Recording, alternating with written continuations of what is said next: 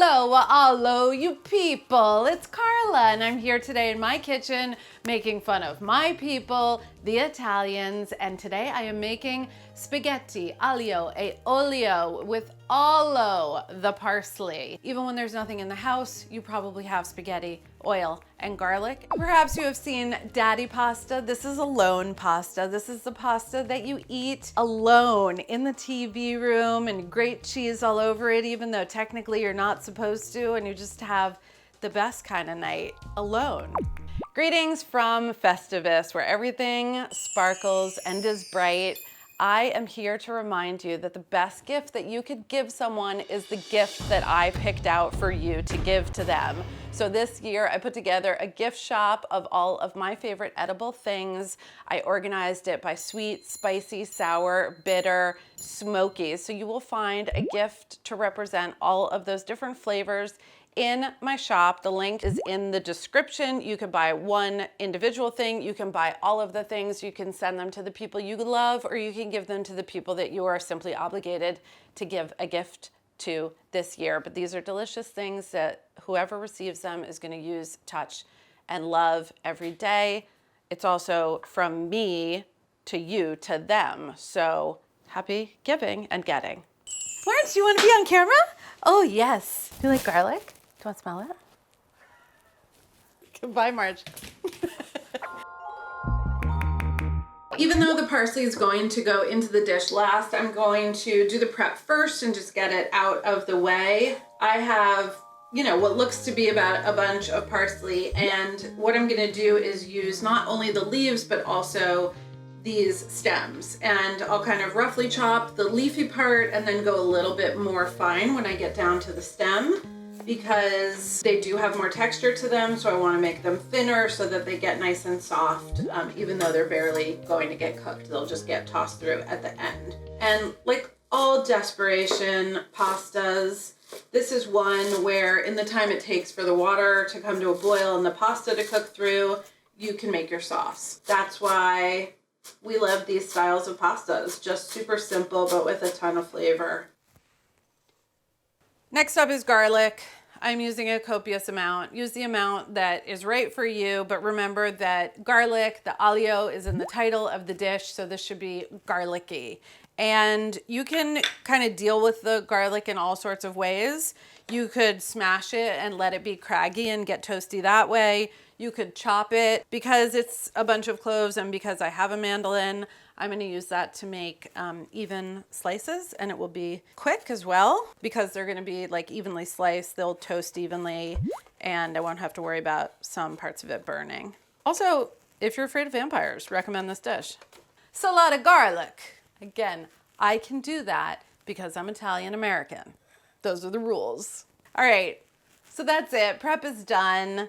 I am gonna make kind of a variation on the classic. So like I said, you could do your garlic in lots of different ways. You could have greens or not greens. It could be parsley or it could be basil. It could be chives or it could be spinach. Like, you really have a lot of freedom. You can make it spicy or not spicy. I'm gonna give it a little bit of a kick. And then you can make it chovy or not chovy. It does not have to have these, as long as we're honoring the garlic and the oil. I think we're in really great shape. Okay, so we've got the garlic. Now we need the oil, and I'm gonna use copious amounts of it. This is extra virgin olive oil, and I do not have the heat on under this pan. That's very intentional. I'm gonna start the oil and the garlic together in a cold pan and bring them up to heat, rather than putting the garlic into hot oil where it will immediately start to brown around the edges and could get too dark too fast, kind of before you know it. So with the heat on medium at the very beginning, the garlic is going in, and I'm gonna stir to coat, really keeping an eye on it. As soon as you start to see bubbles appearing around the garlic, that means that the moisture inside of the garlic has heated up to the point where it is starting to simmer, and that's what you're seeing, and now you're cooking. So just keeping an eye on it. I like garlic in lots of different kind of iterations of its rawness to its very cookedness or its roastiness, but for this dish I'm looking for a really light kind of plywood colored toasty brownness. Tan. I'm looking for tan. I'm seasoning the garlic because this is your aromatic ingredient. You're not waiting to season that. And I'm also adding a good amount of black pepper just because I love the flavor of black pepper, and adding it while the oil is hot at this stage is going to bloom the pepper in the oil and open up a lot of the aromas. So use as much or as little as you like, but I like a lot. Okay, so now that the garlic is well on its way and I'm not behind, I'm gonna add the pasta. This has not been salted.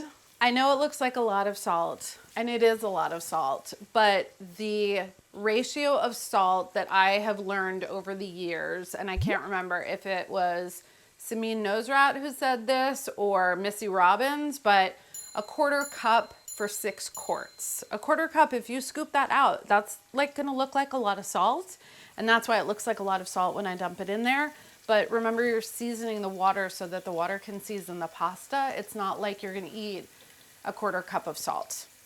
All right, 1 pound of pasta. Whoops. You know, what the box says is like a 1/4 cup is 1 serving, which is 2 ounces, which means that 1 box of pasta is supposed to serve 8 people. That is only true if the people live in a dollhouse, first of all, or if the pasta course is going to be one of 4 courses that you're eating that night. For most human beings who I know, 1 box of pasta is good for 4 people. And if you live in a house with a large 13-year-old, as I do, 1 pound of pasta is now enough for 3 people. And you might have to put some random pasta that you found in an already open box to make sure. But if you are alone and you're doing alone pasta, I have come to learn that somewhere between 4 and 5 ounces will get you through a full like 45 to 50 minute program. You'll be there for a while, but like, what's more fun than like eating for longer? My pasta is in and my garlic is just about to arrive. I'm actually gonna turn the heat off because I was blah, blah, blahing and I don't want them to overcook. And I'm gonna add the anchovy and chili flake. Just the residual heat from the pan and the oil. The anchovies have completely disintegrated. It smells absolutely incredible, and the chili flake itself changed color a little bit and is blooming. So while this sits off heat, the pasta is going to finish. That's going to continue just infusing the oil. If you don't have tongs or a spider, you can scoop out about a cup or a cup and a half of pasta water and then just transfer that hot pasta right into the garlic and oil mixture. So now everybody's in there. There's water in the bottom of the pan, which is going to prevent like things from burning. And I'm just gonna stir until this is hot. I'm gonna add a couple ladles of pasta water so we can get things to emulsify. I want that water and the oil and the starch from the pasta to start to emulsify. And now that this is like hot and beautiful, you could wait, you could add the parsley as the very last step. You could pass the parsley at the table if you wanted to, but I want it to have enough time in here to open up a little bit and cook so it doesn't have just that raw, super grassy parsley flavor. But see, look, now it looks healthy. And just like that, our pasta's done. Yeah, this looks beautiful, saucy, glossy, enough of everything and not too much of anything. So I know I was being facetious earlier when I said that like the best thing that could happen to me would be to be alone. And I'm just saying that because like there's always someone here and I'm related to all of them. So sometimes you just like want to be alone, especially when no one got to be alone for a long time at home.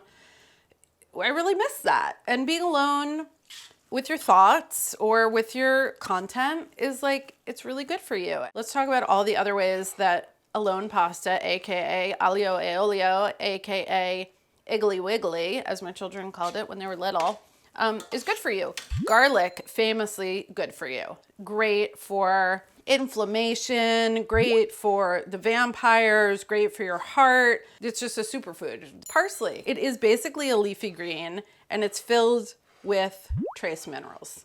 Then we have anchovies. Everyone says we're supposed to be eating more small fish. What is an anchovy? It's one of the smallest fishes. So in that, we're hitting some omega-3s, omega-6s. We're at the bottom of the food chain. This is eco-friendly, so like hitting a lot of quality stuff there. Chili flakes, also supposed to be good for digestion, warm everything up, keep everything going. And then what do we have here? Parmesan. What is Parmesan? Fermented food. Fermented foods are very, very good for you. And so is dairy because it has protein. And the other way that this is good for you is that it's goddamn delicious and it's a pleasure to eat and it's easy. It didn't take a lot of time. It was affordable and budget friendly, and it's pleasing to the eye, and it's portable. Well, it's not nighttime, and I'm not in front of the TV, but I am alone, and I do have this bowl of pasta. This is a thrill. This is what you want to look down at and just behold. I don't care who said you're not supposed to put cheese on it. You should have it exactly the way you want to, and if you are eating alone pasta with others, just remember that the plate that you make for yourself is your tiny little microcosm. It is your getaway. It is your personal portal to your own pasta pleasure dome. Well, thanks for coming by. I need to be alone now.